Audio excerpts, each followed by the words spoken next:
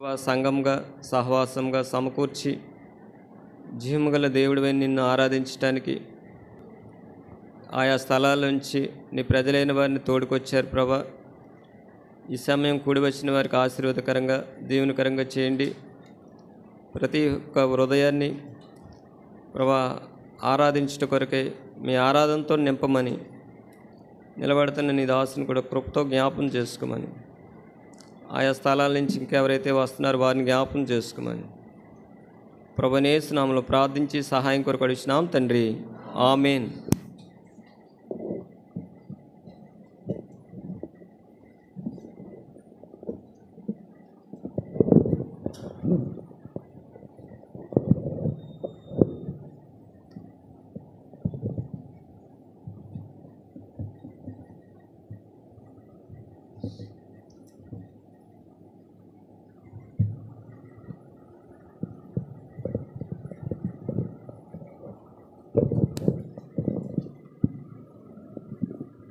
దేవుని వాక్యపు వెలుగులో మనం ప్రభువుని ఆరాధించుట కొరకై కొన్ని మాటలు ధ్యానించుకుని అలాగ మనం ప్రభువుని ఆరాధిద్దాం. ఈ పరిశుద్ధ గ్రంథం చదివి మనం ఏం చేయాలా? జ్ఞానాన్ని పొందాలి. అది బైబిల్లో రాసుకోవాలి. ఈ మాట పరిశుద్ధ గ్రంథం చదివి మనం ఏం చేయాలా? జ్ఞానాన్ని సంపాదించుకోవాలి. మన జ్ఞానం కావాలంటే ఏం చేయాలా?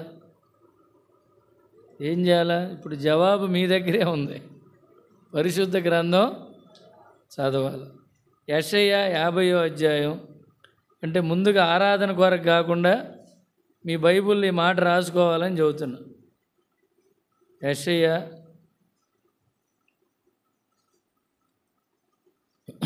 50వ అధ్యాయం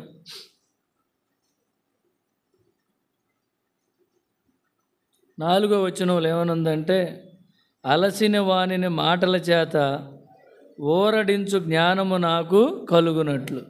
మనం ఏం చేయాలా? ప్రతిరోజు పరిశుద్ధ గ్రంథం బైబిలు చదవటం ద్వారా మనకేమొచ్చుద్దమ్మా? జ్ఞానం వచ్చుద్ది. జ్ఞానం రావటం ద్వారా అలసిన వానిని మాటల చేత ఓరడించు జ్ఞానము మనకి కలగాలంటే ఏం చేయాలా? మరి దేవుని వాక్యాన్ని చదవాలి. రెండోది ఏంటంటే పరిశుద్ధ గ్రంథాన్ని నమ్మి క్షేమముగా ఉండాలి. ఏం చేయాలా? నమ్మాలా, క్షేమంగా ఉండాలి. కనుక పరిశుద్ధ గ్రంథం రోజు చదువుతున్నాము, జ్ఞానాన్ని సంపాదించుకుంటున్నాం, కానీ మనం ఏం చేయట్లేదంట? ఆ వాక్యాన్ని ఏం చేయలేకపోతున్నాం చెప్పండి? నమ్మలేకపోతున్నాం. కనుక మనం ఏం చేయాలా? అంటే మేము నమ్ముతున్నామనా అని మీరు చెబుతారంటావా? కనుక నమ్మటం అంటే ఏంటంటే చూడండి, అపోస్తుల కార్యాలు 1:8 మొదటేం రాసుకోవాలంటే పరిశుద్ధ గ్రంథం చదివి జ్ఞానం పొందండి. పక్కనే యెషయా 54 అని రాసుకోవాలి. రెండోది ఏంటంటే పరిశుద్ధ గ్రంథం నమ్మండి, క్షేమంగా ఉండండి. అపోస్తుల కార్యాలు 1:8 అయినను పరిశుద్ధాత్మ మీ మీదకి వచ్చినప్పుడు మీరు శక్తి నొందుదురు కనుక మీరు యెరూషలేములోను యోదయ సమరయ దేశములందంతటను బూదిగంతముల వరకును నాకు సాక్షులై ఉందరని వారితో చెప్పి. ఎప్పుడైతే మనం వాక్యాన్ని నమ్మి విశ్వసిస్తామో అనేకులకు మనం ఏం చెబుతామంట? సాక్ష్యంగా ఉంటాం. కనుక ఈరోజు మీరు ఎంతమంది ఉదయాన్నే లేచి బైబిల్ చదివారని నేను మిమ్మల్ని అడగను. ఎందుకంటే భక్సింగ్ గారు ఒక మోటో కార్డు ఉంది, are you reading today Bible అని. ఆయన బైబుల్ ఇట్లా తీసి చూపిస్తూ ఉంటాడు. కనుక ఒకవేళ అలవాటు లేకపోతే ఆ మోటో కార్డు అನ್ನು తీసుకుని ఇంట్లో పెట్టుకుని బైబుల్ చదవటానికి ఏం చేయాలా? అలవాటు చేసుకోవాలి. మూడో మాట ఏంటంటే పరిశుద్ధ గ్రంథం అనుసరించి పరిశుద్ధులుగా ఉండండి. పరిశుద్ధ గ్రంథం అనుసరించి పరిశుద్ధులుగా ఉండండి. నిర్గమాకాండం ఏందన్నా ఆరాధన వర్తమానం చెప్పకుండా చెబుతున్నారు. నిర్గమాకాండం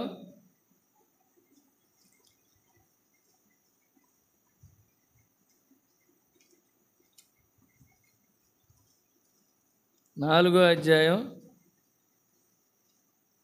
12వ వచనం. నేను నీ నోటికి తోడై ఉండి నీవేం పలకరించింది నీకు బోధించదని అతనితో చెప్పాను. తర్వాత ఇర్మియా 1:9. కనుక మనం పరిశుద్ధులుగా ఉండాలంటే ఏం చేయాలా? మనం పరిశుద్ధులుగా ఉండాలంటే ఏం చేయాలా? ఆయన యొక్క పలకవలసిన మాటలు మనం ఏం చేయాలా? అనుసరించాలా. వాటి ప్రకారం మనం ఉన్నప్పుడు మనం ఏమవుతామంట? పరిశుద్ధులుగా ఉంటాం. ఇర్మియా 1:9.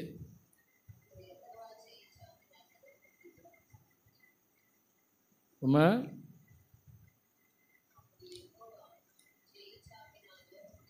ఇర్మియా 1:9. అప్పుడు యెహోవా చెయ్యి చాపి నా నోరు ముట్టి ఇలాగ సెలవిచ్చిన, ఇదిగో నేను నీ నోట నా మాటలు ఉంచి ఉన్నాను.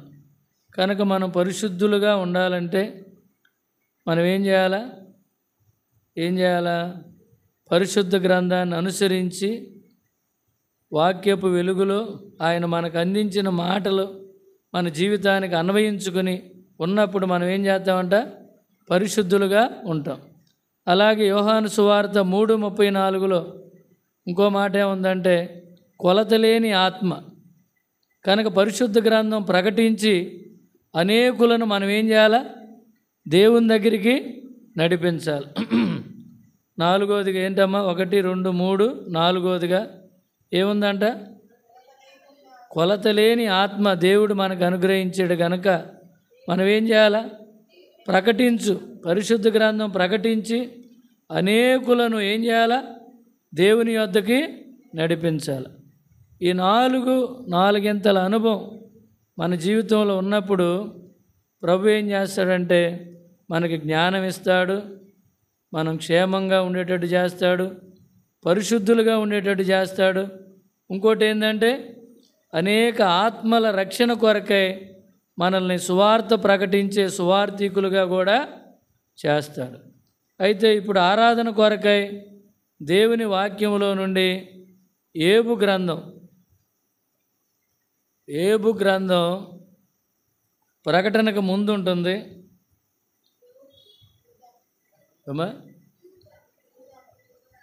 యోధ కీర్తనకు ముందు.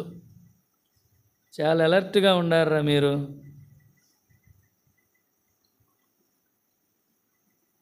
ఏబు 15వ అధ్యాయం 14, 15, 16 మనమందరం కలిసి చదువుకుంటాం. 14, 15, 16 ఆరాధన కొరకై దేవుని వాక్యములో నుండి మనమందరం కలిసి చదువుకుంటాం. బైబిల్ ఉన్నవాళ్ళందరూ, చదువు వచ్చిన వాళ్ళందరూ మీ హృదయాలు, మీ బైబిళ్ళు తెరిచి స్పష్టంగా బిగ్గరగా తేటగా చదవటానికి ప్రయత్నం చేయండి. శుద్ధుడగుటకు నరుడు ఏపాటివాడు? నిర్దోషుడగుటకు స్త్రీకి పుట్టినవాడు ఏపాటివాడు? ఆలోచించుము. ఆయన తన దూతల యందు నమ్మిక ఉంచడు. ఆకాశ వైశాల్యం ఆయన దృష్టికి పవిత్రము కాదు. అట్లుండగా హేయుడును చెడినవాడును నీళ్లు త్రాగునట్లు దుష్క్రియలు చేయవాడును మరి అపవిత్రుడు కదా. తర్వాత కీర్తనలు 8వ అధ్యాయం 4వ వచనం. కీర్తనలు 8:4 మనం అందరం చదువుకుంటాం. నీవు మనుషుని జ్ఞాపకము చేసుకొనుటకు వాడేపాటివాడు? నీవు నరపుత్రుని దర్శించుటకు వాడేపాటివాడు? ఇంకో మాట చదువుకుంటాం. యోహాను సువార్త 4వ అధ్యాయం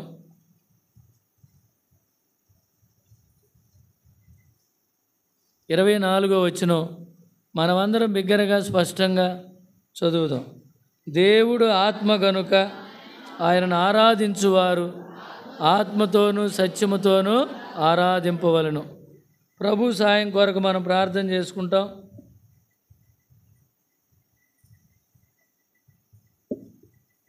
మోకరిల్లు కలిగిన వాళ్ళంతా మోకరిల్లండి.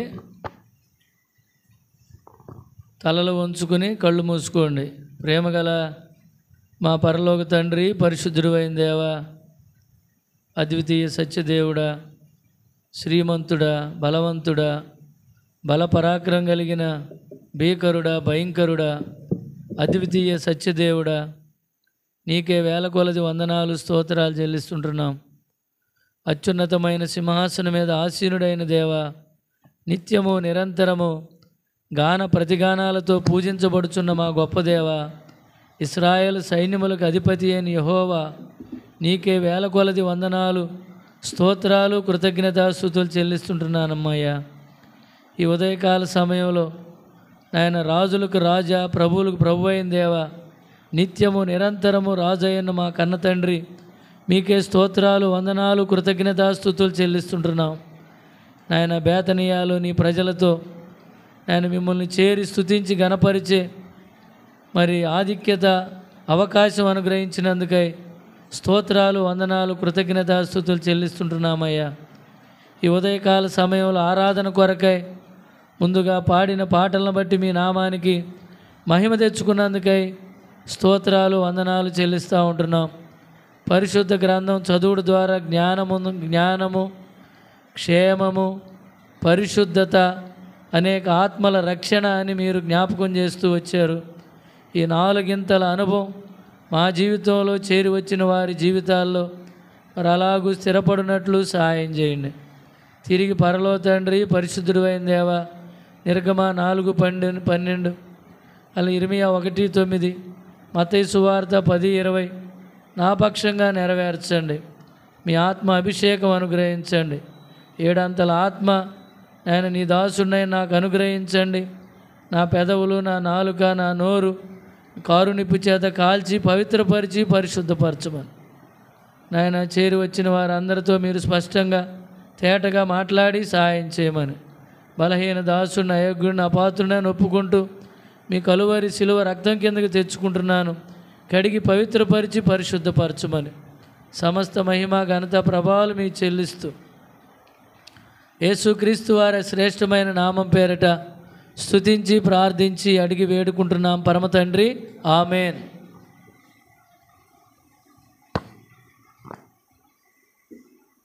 కనుక దేవుని వాక్యాన్ని మనం జ్ఞాపకం చేసుకుంటే, పరిశుద్ధుడు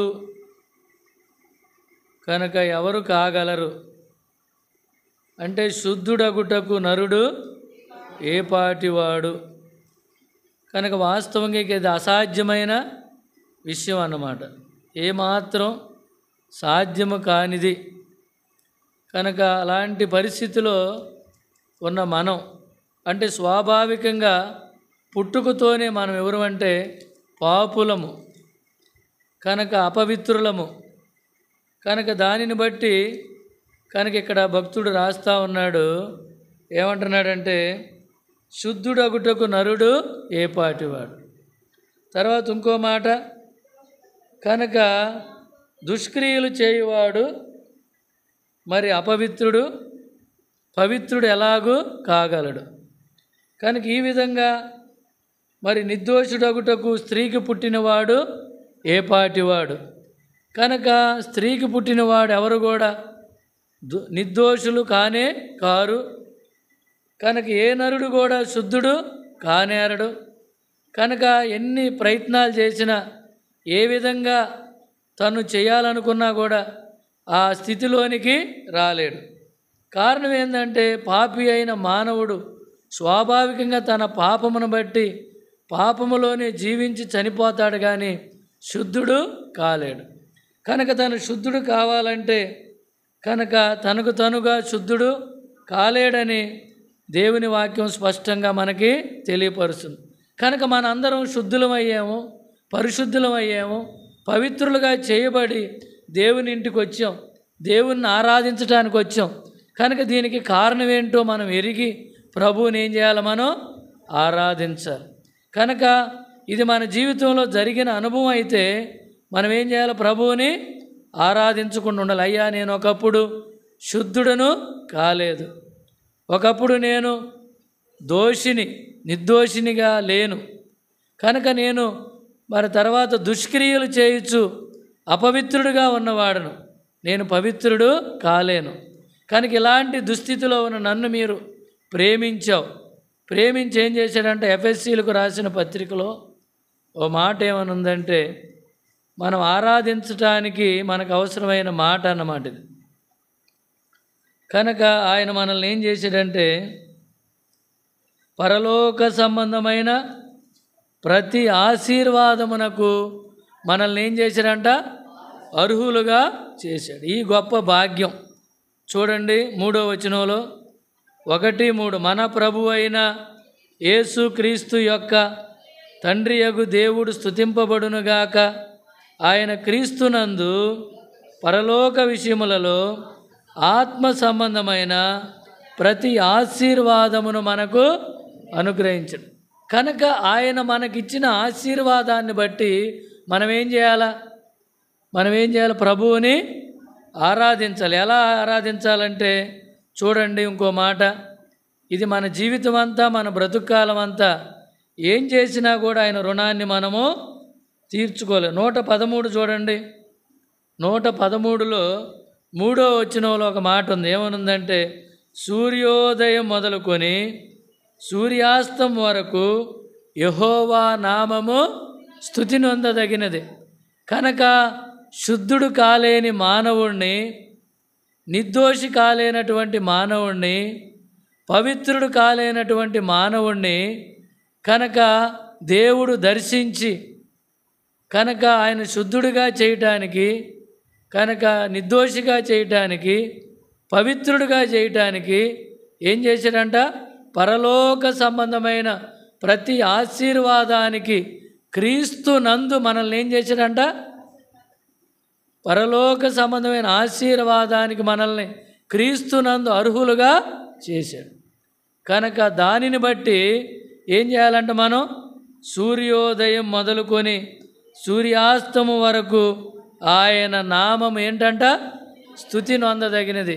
మనమైతే ఏం చేద్దామంటే, ఆరాధనేమో 1 నిమిషం, ప్రార్థనేమో, విజ్ఞాపనేమో ఏం చేద్దాం? గంటలు చేస్తూ ఉంటాం. కనుక 3 వంతులు ఆరాధన చేయాలా, 1 వంతు ఏం చేయాలా? ప్రార్థన చేయాలా. ఎక్కువ శాతం ఆయన నీ జీవితంలో, నీ తల్లి గర్భంలో రూపించింది మొదలుకొని ఆయన నీకు ఏమై ఉన్నాడో అని ఎరిగి ప్రభువును మనం ఏం చేయాలా? సూర్యోదయం మొదలుకొని సూర్యాస్తం వరకు ఎలా ఆరాధించాలనా? అన్నం వండుకోవాలా, ఇల్లు ఉడుచుకోవాలా, లేకపోతే బట్టలు ఉతుక్కోవాలా, రకరకాల పనులు ఉంటే ఎలా కుదురుద్దానా అంటే, బియ్యం ఏరేటప్పుడు దేవా నువ్వు నన్ను ప్రేమించి రక్షించి నా ఎడల మీరు చూపిన కృపకై నీకు స్తోత్రాలు అంటూ బియ్యం ఏరుకుంటానే మనం ఏం చేయాలా? పనులు స్తుతించాలి. అలాగూ మనం ఏం చేయాలి? ఇల్లు ఉడుచుకుంటా నా జీవితంలో పనికిరాని చెత్త చెదారం ఈ దుమ్ములాగా తీసేసినందుకు నీకు వందనాలు, స్తోత్రాలు.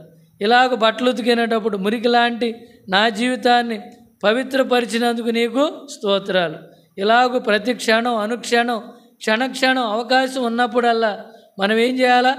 సూర్యోదయం మొదలుకొని సూర్యాస్తం వరకు ఆయన నామము స్తుతి నొందదగినది. కనుక ఆయన నామము స్తుతి నొందదగినది. స్తోత్రించి కీర్తించెదము హల్లెలూయా, స్తుతి చెల్లించి లాసింతుము హల్లెలూయా. స్తోత్రించి కీర్తించెదము హల్లెలూయా, స్తుతి చెల్లించి ఉల్లాసింతు హల్లెలూయా. గడచిన కాలమెల్ల కంటి పాపవలే, గడచిన కాలమెల్ల కంటి పాపవలే కాచెను ప్రభు నన్ను హల్లెలూయా. ప్రభు స్తోత్రించి కీర్తించెదము హల్లెలూయా, స్తుతి చెల్లించి లాసింతుము హల్లెలూయా. 5 మాసాలు కాపాడి కంటికి కనుపాపు వలె కాపాడి భద్రపరిచి 6వ మాసంలో మనల్ని ప్రవేశపెట్టినందుకు మనం ఏం చేయాలా? ప్రభువుని ఆరాధించాలి. కనుక అలాగూ ప్రభువుని మనం ఏం చేయాలంటే, ఆయన మన ఎడల జరిగించిన కార్యాలకై మనం ఆయనకు స్తుతులు స్తోత్రాలు చెల్లించాలి. ఇంకో మాట ఏంటంటే, శుద్ధులగుటకు మనకు ఎటువంటి ఆస్కారము ఆధారం లేదు. మనం పుణ్యక్షేత్రాలు చేసినా, లేకపోతే ధర్మకార్యాలు చేసినా, లేకపోతే రకరకాలైనటువంటి పరిస్థితులు, మనం వస్త్రదానం, గోదానం, లేకపోతే ఇంకా ఏదైనా ఈ లోకంలో మనం ధర్మకార్యాలు, నీతి కార్యాలు ఎన్ని చేసినా కూడా మనం శుద్ధులము కాలేదు. అందుకే పరిశుద్ధ గ్రంథంలో ఏమని ఉందంటే, మానవుని నీతి క్రియలు ఎలా ఉన్నాయంట, మురికి పేలికలని యెషయా 1వ అధ్యాయంలో రాసి ఉంటుంది. మురికి పేలికలు 6వ అధ్యాయంలోన యెషయా, క్షమించండి తప్పు చెప్పాను అనుకుంటా అమ్మా, యెషయా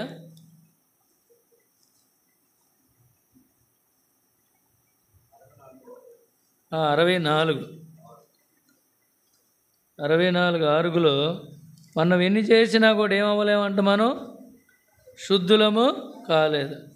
మేమందరము అపవిత్రుల వంటి వారమైతిమి, మా నీతి క్రియలన్నీ మురికి గుడ్డల వల్ల ఆయను. కనుక మన నీతి క్రియలు ఏమంట, మురికి గుడ్డలు అంట. ఎంత ఉతికినా కూడా ఆ మురికి వాసన పోనే పోదనమాట. అందుకని మనం ఏం చేయాలి, మనల్ని శుద్ధులు చేసిన దేవునికి ఇందాక ఏం చేసామంట, సూర్యోదయం మొదలుకొని సూర్యాస్తం వరకు ఆయన నామము స్తుతిని అందదగినది. ఇంకో మాట చదువుకుందాం. శాశ్వత కాలము నుండి శాశ్వత కాలము వరకు ఆయన నామం ఏంటమ్మా, అది స్తుతిని అందదగినది. కీర్తనలు 41:13 ఏమనుందంటే, ఇశ్రాయేలు దేవుడైన యెహోవా శాశ్వత కాలము నుండి శాశ్వత కాలము వరకు స్తుతింపబడునుగాక, ఆమేన్ ఆమేన్. కనుక ఆయనను అలాగూ మనం ఏం చేయాలంట, స్తుతించాలి. కనుక ఎవరు కూడా నిర్దోషి అగుటకు స్త్రీకి పుట్టినవాడు ఏపాటివాడు, నీళ్లు త్రాగినట్లుగా చెడు పనులు చేసిన వారు పాపము నుండి పాపరహితుడు రాగలడా అని రాసి ఉంది. ఏబు గ్రంథంలో 14వ అధ్యాయంలో ఒక మాట ఉంది. ఏబు 14లో ఏమనుందంటే, అందరం చదవాలమ్మా, అందరం చదవాలి. 4వ వచనం చూడండి. పాప సహితునిలో నుండి పాపరహితుడు పుట్టగలిగిన ఎంత మేలు, అలాగున ఎవడును పుట్టనేరడు. ఇది రూఢి అన్నమాట. ఒక పాపి అయిన మానవుల్లో నుంచి పరిశుద్ధుడు ఏమాత్రం పుట్టనేరడు అని స్పష్టంగా బైబిల్ మనకి సెలవిస్తుంది. కనుక ఎలాగూ మనం శుద్ధులు కాగలిగామంటే, కనుక ఆయన కుమారుడైన యేసుక్రీస్తు నందు పరలోక సంబంధమైన ప్రతి ఆశీర్వాదమును బట్టి మనం ఏం చేయబడ్డామంట, పరిశుద్ధులుగా, నిర్దోషులుగా, నిరపరాధులుగా, పవిత్రులుగా మనము చేయబడ్డాం. ఇంకో మాట ఏమనుందంటే, కీర్తనలు 92లో కూడా ఒక మాట ఉంది. మనం ఎవరమంటే నిత్య నాశనానికి మనం ఎవరమా, కారకులం. 92:7 చూడండి.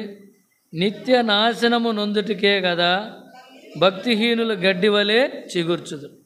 కనుక నిత్య శిక్షకు, నిత్యమైన నాశనమునకు మనము యోగ్యులము, అర్హులం అన్నమాట. అందుకే దేవుడు లోకమును ఎంతో ప్రేమించి నశింపక నిత్య జీవం పొందినట్లు ఆయనను, అనగా ప్రభువైన యేసుక్రీస్తు వారిని మన కొరకు ఏం చేశాడంట, అనుగ్రహించాడు. కనుక నిత్య నాశనానికి మనం కారకులం అయితే, ఆయన కుమారుడైన యేసుక్రీస్తు నందు విశ్వాసమును బట్టి మనం ఏం చేయబడ్డామంట, కనుక ప్రేమించబడి నిత్య నాశనము నుంచి తప్పించటానికి ఆయన కుమారుడైన యేసుక్రీస్తు ప్రభువు మనకు అనుగ్రహించబడెను. అనుగ్రహము అనేది ఎక్కడి నుంచి వచ్చుద్దంటే, పరలోకములో నుండి అనుగ్రహించబడుద్ది. భూమి కింద నుంచి వచ్చేది అనుగ్రహం కాదు, కానీ పైనుండి వచ్చేది మాత్రమే అది అనుగ్రహం. అందుకని ఏమని రాసి ఉందంటే, నశించిన దానిని వెదకి రక్షించుటకు మనుష్య కుమారుడుగా ఆయన ఈ లోకానికి దిగొచ్చాడు. ఇంకో మాట ఏమని ఉంటుందంటే, మార్కు సువార్తలో ఒక మాట ఉంది. ఏంటంటే, శుద్ధుడు కావాలంటే మార్కు సువార్తలో ఆయన ఏమంటున్నాడంటే చూద్దాం.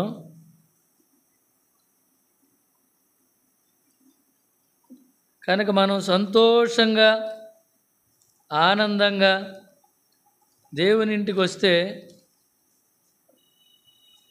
మనం ఎలా ఉంటుందంటే మన హృదయం ఆనందంతో నింపబడి ఉన్న దాన్ని బట్టి మన ముఖము, మన నోరు, మన కన్నులు తేటగా కనపడతా ఉంటాయి. లేకపోతే ఎట్లుంటుందంటే విచారంగా ఏదో పోగొట్టుకున్నట్టు ఉంటుంది. కనుక దేవుడు 5 మాసాలు కాపాడి మనకంటే శ్రేష్ఠులు, యోగ్యులు, మంచోళ్ళు, మనకంటే తెలివిగల్లావాళ్ళు, అందచందాలు, రకరకాలైనటువంటి పరిస్థితులు ఉన్నవాళ్ళు ఈ లోకాన్ని వదిలిపెట్టి రోడ్డు మీద ఫ్లెక్సీ పెడితే నిన్ను నన్ను ప్రేమించి దేవుడు ఫ్లెక్సీ లేకుండా మన గొంతులో ఊపిరించి సజీవులుగా ఉంచితే మనం ఏం చేయాలా? ఆనందంగా ఉండాలి, ఆనందంగా ఉండాలి. కనుక ఇక్కడ చూడండి 40వ వచనం, మార్కు సువార్త. ఏమాత్రం యాక్షన్ లేదు. యాక్షన్ అన్నా ఉండాలా, రియాక్షన్ అన్నా ఉండాలా. కనుక మార్కు సువార్త 1వ అధ్యాయం 40వ వచనంలో ఒక కుష్ఠిరోగి ఆయన వద్దకు వచ్చి ఆయన ఎదుట మోకాళ్ళుని నీకిష్టమైతే నన్ను శుద్ధినిగా గలవని ఆయనతో చెప్పి ఆయనను వేడుకొనగా ఆయన కనికరపడి చెయ్యి చాపి వారిని ముట్టి నాకిష్టమే నీవు శుద్ధుడు కమ్మని వానితో చెప్పెను. కనుక వాస్తవికంగా శుద్ధుడు కావటానికి అతడు ఏమాత్రం అర్హుడు కాదు. అయ్యా నీకిష్టమేనా? నీకిష్టమైతే. కనుక ఆయనకి ఇష్టమే మనల్ని శుద్ధుడు చేయాలని. ఏం చేశాడంట? కనికరపడ్డాడు. కనుక కనికరించు దేవుడు ఆయన. అందుకే ఆ మాట చూడండి, కొరింథీయులకు రాసిన పత్రికలో 2వ పత్రికలో ఆ మాట ఉంటుంది. అది సందర్భం కాకపోయినా కూడా దేవుడు జ్ఞాపకం చేశాడు. కొరింథీయులకు రాసిన పత్రిక 2వ పత్రికలో ఏముందంటే కనికరము చూపు తండ్రి అని ఉంది. ఏమనుంది ఆయన? 3వ వచనంలో కనికరము చూపు తండ్రి, సమస్తమైన ఆదరణ అనుగ్రహించు దేవుడు, మన ప్రభు అయిన యేసుక్రీస్తు తండ్రి అయిన దేవుడు స్తుతింపబడునుగాక. కనుక ఆయన కనికరాన్ని బట్టి ఆయన ఏం చేయాలా? సూర్యోదయం మొదలుకొని సూర్యాస్తం వరకు ఆయన్ని మనం స్తుతించాలి. తర్వాత రెండోది ఏంది? శాశ్వత కాలము నుండి శాశ్వత కాలము వరకు ఆయన్ని మనం స్తుతించాలి. ఎందుకు స్తుతించాలా? మనము శుద్ధులము కాలేము కాబట్టి, మనము నిర్దోషులము కాలేము కాబట్టి, మనం పవిత్రులము కాలేము కాబట్టి, ఆయన కుమారుడైన యేసుక్రీస్తు నందు పరలోక సంబంధమైన ప్రతి ఆశీర్వాదమునకు మనల్ని వారసులుగా చేశాడు. ఆయన కుమారుడు యేసు ప్రభు వారిని ఈ భూమి మీదకి పంపించి నీ నా శిక్ష కనుక నీ నా పాపము నుండి, నీ నా దోషముల నుండి, కనుక నీ నా యొక్క అపవిత్రత నుండి ఆయన నిన్ను నన్ను ప్రేమించి ఆ కలువరి శిలువలో ప్రాణార్పణంగా కనుక ఆయన శరీరం అంతా పచ్చి గాయాలు కనుక వేదన బాధను అనుభవిస్తూ ఏం చేశాడంట? మనల్ని శుద్ధులుగా చేశాడు. అమూల్యమైన రక్తం, నిర్దోషమైన రక్తం, నిష్కలంకమైన రక్తం, పవిత్రమైన రక్తం, పరిశుద్ధమైన రక్తం, సర్వలోక మానవులకి సరిపోయినంత రక్తం ఆయన ఏం చేశాడంట? కలువరి శిలువలో మనందరి కొరకు దారలుగా ఏం చేశాడంట? ప్రవహింప చేశాడు. కనుక ఆ రక్తం కిందకి ఎవరు వచ్చారో వాళ్ళందరూ ఏం చేయారంట? శుద్ధులయ్యారు. ఎవరైతే ఆ రక్తం కిందకి తెచ్చుకున్నారో వాళ్ళంతా నిర్దోషులయ్యారు. ఎవరైతే ఆ రక్తం కిందకి వచ్చారో వాళ్ళందరూ ఏమయ్యారంట? పవిత్రులు అయ్యారు. ఈ విధంగా దేవుడు తన విశేషమైన కృపచేత మనల్ని ఏం చేశాడంట? రక్షించాడు. ప్రేమ చేత రక్షించాడు, కృపచేత రక్షించాడు. కృప అంటే అర్థం ఏంటంటే దేనికైతే మనం అర్హులం కాదో దానికి మనల్ని ఏం చేశాడంట? ఆయన అర్హులుగా చేశాడు. అందుకే కీర్తనలు ఇందాక మనం ఏం చదువుకున్నాం? నరమాత్రుడును జ్ఞాపకం చేసుకున్నట్టుకు వాడు ఏ పాటి వాడు, ఇంతలో కనపడి అంతలో ఆవిరైపోయే మానవుడు ఈ మట్టి మనిషిని దేవుడు ఏం చేశాడంట? జ్ఞాపకము చేసుకున్నాడు. ఆయన జ్ఞాపకం చేసుకోకపోతే మనం ఎప్పుడో మట్టిలో కలిసిపోయేవాళ్ళం, మన పేరు మాసిపోయేది. చూడండి ఇక్కడ, నీవు మనుషుని జ్ఞాపకం చేసుకున్నట్టుకు వాడే పాటి వాడు. అయితే ఈ మట్టి శరీరంలో ఆయన ఏం చేశాడంట? మహిమైశ్వర్యాన్ని నింపాడు. పరలోక సంబంధమైన ప్రతి ఆశీర్వాదాన్ని మనకేం చేశాడంట? అనుగ్రహించాడు. ఎవరి ద్వారా? ఆయన కుమారుడైన యేసుక్రీస్తు ద్వారా. అందుకే ఇంకో మాట ఏమనుందంటే ఇర్మియా 13లో ఒక మాట ఉంది. ఏం మాట అది? ఇర్మియా 13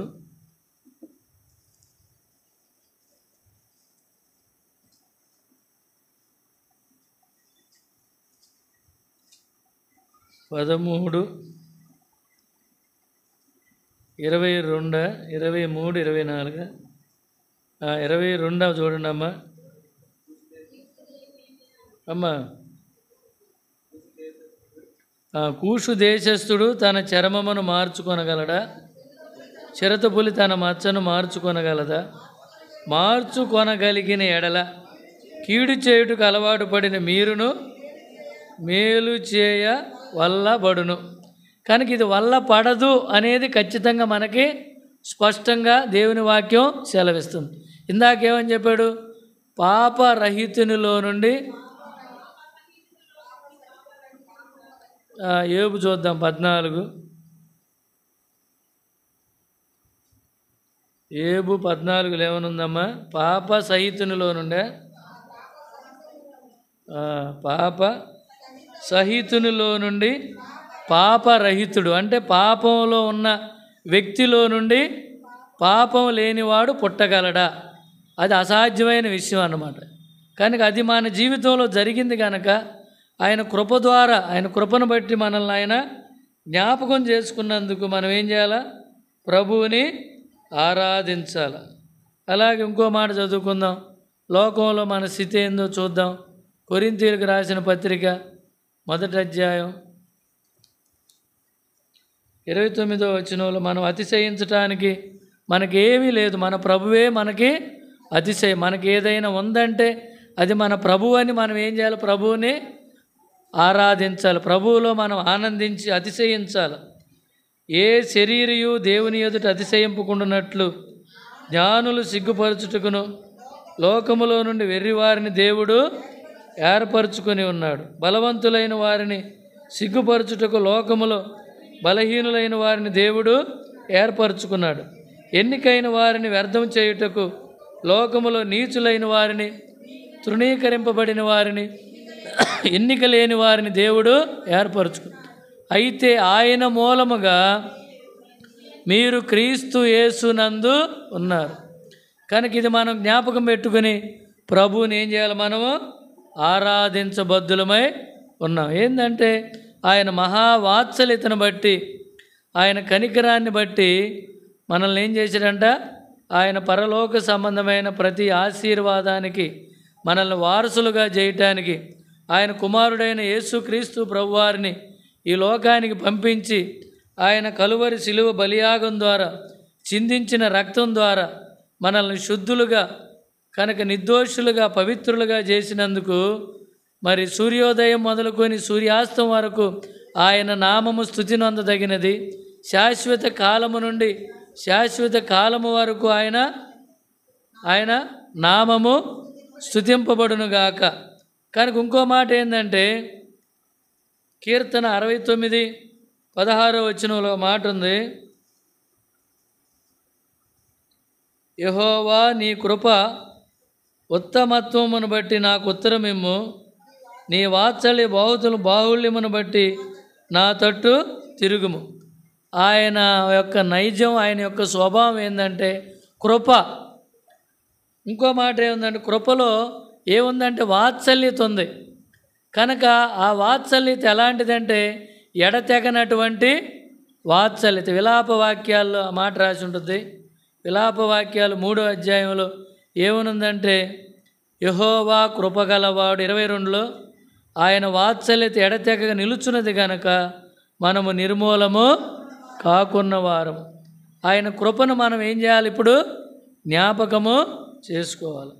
ఆ విధంగా క్రీస్తు యేసునందు అనుగ్రహింపబడిన కృపను బట్టి దేవునికి మనం ఏం చేయాలా? కృతజ్ఞతాస్తుతులు చెల్లించాలి. ఎలా చెల్లించాలి? ఆనందంతో చెల్లించాలి. ఎలా చెల్లించాలి? సంతోషంతో ఆయన నాయడల జరిగించిన కార్యాలకై స్తుతులు చెల్లించాలి. అక్కడ ఆయన ఏం చేశాడంటే, ఎలా చెల్లించాడంటే చూడండి, అపోస్తుల కార్యాలు తర్వాత చూద్దాం. 3వ అధ్యాయంలో చూడండి. వాడు దిగ్గున లేచి నడిచెను, నడుచుచు గంతులు వేయుచు యెహోవాను స్తుతించుచు వారితో కూడా దేవాలయంలోనికి వెళ్ళాను. కనుక మన ఆత్మీయ అంతరంగ జీవితంలో మన ప్రభు మనకు చేసిన మేలును బట్టి హృదయ అంతరంగంలో నుంచి ఏం చేయాలా? ఆరాధన పెళ్ళుబికి రావాలి. అలవాటుగా, ఆచారంగా, యాంత్రికంగా కనుక ప్రభువుని ఆరాధించితే ప్రభు నీ యందు ఏమాత్రం మహిమ పొందలేడు. కనుక నీ యందు ఆయన ఏమాత్రం నీ ఆరాధనను ఆగ్రాణించలేడు. నీ ఆరాధనలో, నీ స్తుతుల మీద ఆయన ఆసీనుడు అవ్వలేడు. కనుక నీ హృదయపూర్వకంగా ఏం చేయాలి? ప్రభువుని ఆత్మ సత్యములతో యథార్థంగా ప్రభువుని ఏం చేయాలా?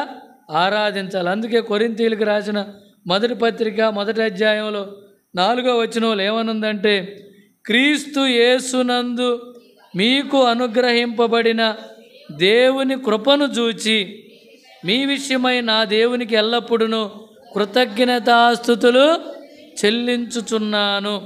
కనుక ఆయన మన ఎడల, ఆయన కుమారుడైన యేసు క్రీస్తును బట్టి మన ఎడల చూపిన కృపను బట్టి మనం ఏం చేయాలి? ఆయనకి కృతజ్ఞతాస్తుతులు చెల్లించాలి. అలాగూ మనం ఈ ఉదయకాల సమయంలో ప్రభువుని అలాగూ మనం ఏం చేద్దామంట? ఆరాధిద్దాం. ఈ కొద్ది మాటలు ప్రభు దీవించి ఆశీర్వదించునుగాక. ఆమేన్.